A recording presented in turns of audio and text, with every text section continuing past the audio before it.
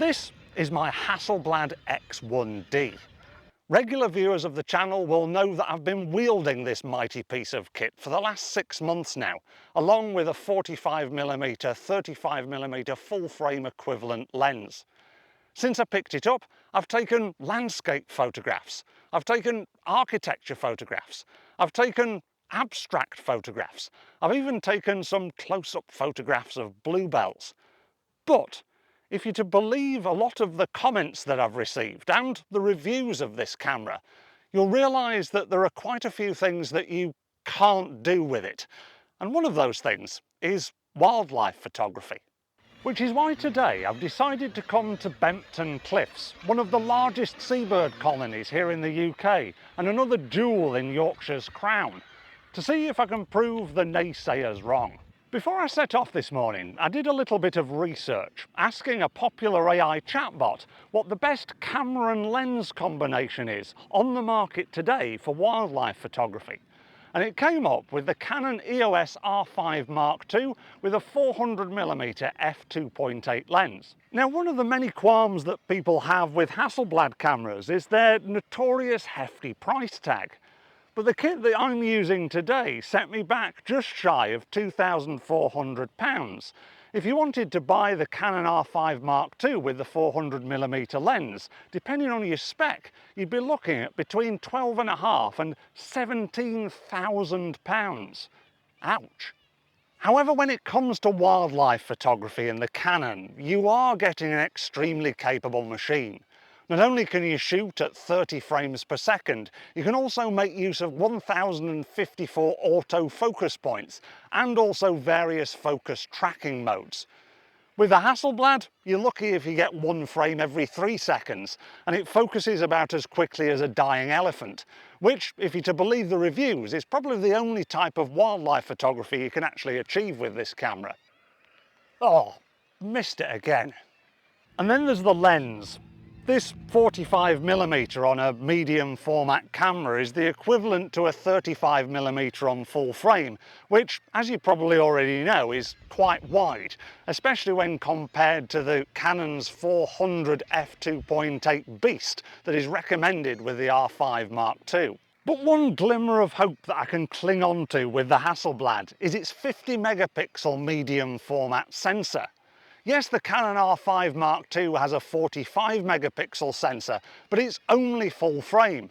Ha! Only full frame. That's only a statement a Hasselblad user could come out with. But that means that even though I'm shooting quite wide, it gives me the ability to crop in quite heavily and still maintain a lot of that acceptable resolution and quality in my photographs. Unless you haven't realised already, I'm not actually a wildlife photographer. I might like to dabble in it from time to time, but it's not my be-all and end-all in photography. If it was, then I'd probably have to ditch the flat cap in favour of a bucket hat, invest in some camouflage, upgrade my equipment, and also train myself to have the patience to sit around for ages waiting for the 4 Fs. They are, of course, feeding, flying, fighting, and this one, fornicating.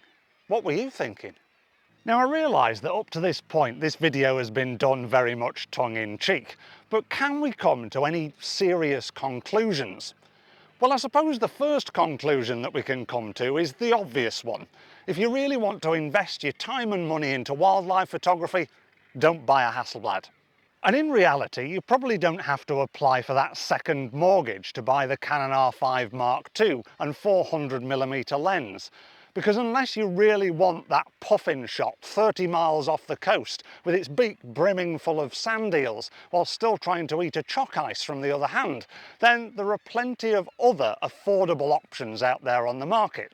They might not do quite as good a job, but they'll do a good enough job. Sorry, I said I was going to try and be serious. The point that I really wanted to make in this video is about our judgments of other photographers based upon their choice of camera. We all tend to make these sweeping judgments that I don't think are that fair. For example, if you're a Leica user, you might have chosen that camera because of its sleek looks, its superior image quality and amazing lens optics. But a lot of people will look at you and think, you've got far too much money for sense, you Henri Cartier-Bresson wannabe. If you're a Canon or Nikon user, you might want a workhorse that covers all different types of photography and does it efficiently.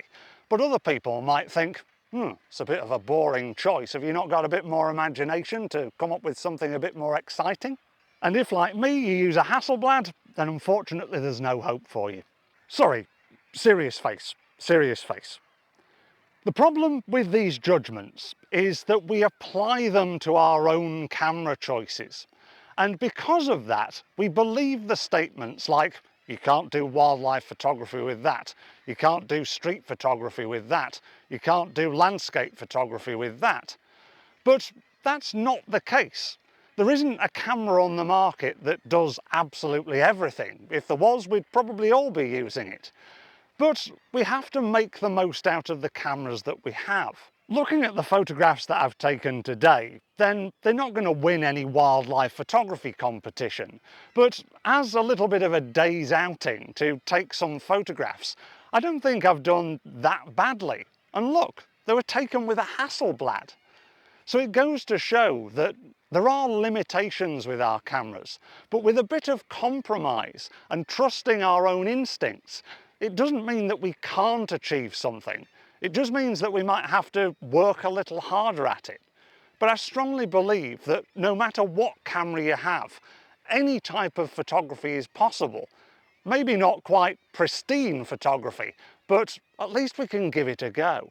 If we can only learn to look beyond those judgments and see people's camera choices as being the right choice for them rather than limiting status symbols, then we start to realise that actually in photography, anything is possible. We've just got to change our mindset a little bit. Join me next week when I'll be bungee jumping off the Eiffel Tower whilst doing some street photography, because that's something else you can't do with a Hasselblad. Thank you for watching.